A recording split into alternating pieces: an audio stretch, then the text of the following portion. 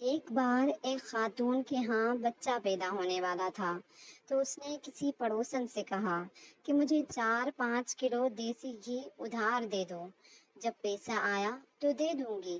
خیر اس عورت نے خدا ترسی کر کے گھی دے دیا۔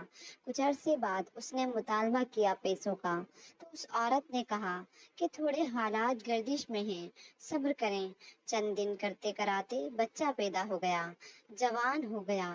وہ عورت جب بھی مطالبہ کرتی آگے سے جواب ملتا، صبر کرو دے دیں گے، ہم کہیں بھاگے جا رہے ہیں۔ خیر اس لڑکے کی ملازمت لگ گئی۔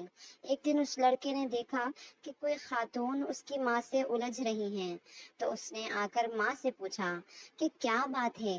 ماں نے ساری صورتحال بتائی کہ جب آپ پیدا ہونے والے تھے تو اس طرح میں نے ادھار دیسی گھی لیا تھا، یہ اس کے پیسوں کے لیے لڑ رہی ہیں۔ لڑکا کہنے لگا، ماں آپ اسے بے صبرے لوگوں سے لین دین رکھتی ہی کیوں ہیں؟